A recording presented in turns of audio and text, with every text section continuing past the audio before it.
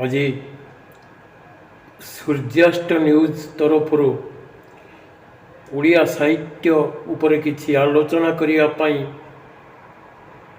मते सुजोग मिली मु अत्यंत गर्वित अनुभव करुछि। मोर प्रबंध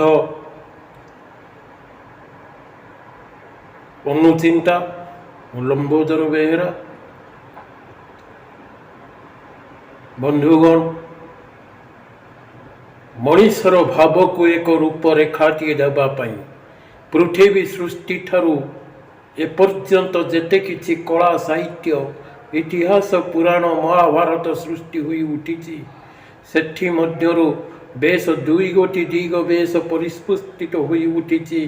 गोटे है एक वास्तववादी व सत्यर अनुसंधित अन्यटी ताहा एक आवरणयुक्त करने अभिप्रेत। वास्तविक आम मनीष जीवन प्रत्येक प्रश्नर उत्तर तार वास्तव ज्ञान ही देवाई सर्वदा चेष्टा करी आसी। जेते बेले से एक मुक्त चिंता चेतना ज्ञान रुचि और अभिज्ञता सेते बेले सबू ही एक बंधनर मुक्त। किंतु प्रत्येक दिगरे समाजर एक विकास मार्ग दे जेते बेले मनीषर स्वाधीनता लोप पाईगला एक पराधीनतार कालीमा अंधकार गह्योर तार चिंता चेतना को हजाई दे बसी ठीक सही दिन ठारू ही एक नागपाश बंधन स्तब्ध कर दिगला।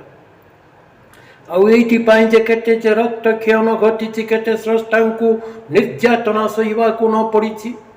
चारबाऊ को हुए तो निआरे पड़ा जाइछि। सेक्रेटिस विषपान करिसंती गालिलियो को बंदीशाला रे निक्षेप करा जाइछि। कि अपराध करिथिला सही बेंजामिन मोलिस एमानकर हुए तो एकमात्र अपराध थिला सत्य न्याय को ऊर्ध्वरे तोली धरिबा पाई से माने वास्तव बोली बुझुथिले ताकू ही परि प्रकाश करिबा पाई चेष्टा करिथिले। किंतु जहाज सत्य जहाज वास्तव जहा जनजीवन को कलुषित करिबा पाई उद्दिष्ट जा मिथ्याचार रे परिपूर्ण जा छलनायुक्त सौंदर्यर अधिकारिणी बोली आमर साहित्य जगतर एक विभत्स बड़ कहानी सृष्टि हुई उठी।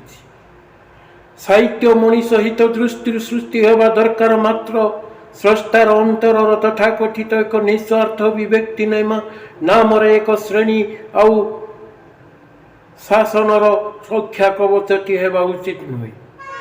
जुगे जुगे ये शासक श्रेणीर दुष्कर्म को घोड़ाइबा पाई सेहीपरि राइजर मनमुग्धकर कहानी केते बेले लावण्यवतीर सौंदर्यर आवाहन कालरू आउ ए भोकिला पेटरे ओटा कोना दे भांगा चालिया घरे डकौथिबा पड़े छुआ को चरम मिथ्या प्रतारणा द्वारा शांत और सावलीन कराउथिबा वास्तविक मनीषटीए जन हेले से लावण्यवतीर सौंदर्यर नाभिदेशर उद्भ्रांत भ्रमर भली आज ये विश्व ब्रह्मांड देखिया पाई इच्छुक मात्र तार ओली ओली शिशु मान को मृत्यु सज्जार देखी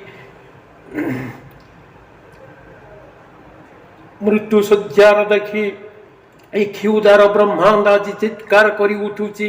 एक कला किंबा साहित्य को केवे हेले हैं एक सत्य प्रकाश पाई श्रेणी विभक्त समाज रे छाड़ी दिया जाई नहीं। भाग्य भगवान कर्म राइज स्वर्ग आदि पाताल बहु अलिक वास्तव साहित्य नाम आज मिथ्या बन्या सृष्टि करा जाइछि। शोषक विरुद्ध रे स्वर उत्तोलन करुथिबा शोषी श्रेणीर साहित्य को बोध हुए तंटी चिपी हत्या करा जाइछि। एहीपरि भाव रे आज ये शासक श्रेणीर साहित्य हेबा दरकार। तेबे अलिक चिंता अवास्तव चुक्ति द्वारा तथा कथित एक प्रगतिशील विप्लव द्वारा साहित्यर अन्यायर मुकाबिला करिबा उचित।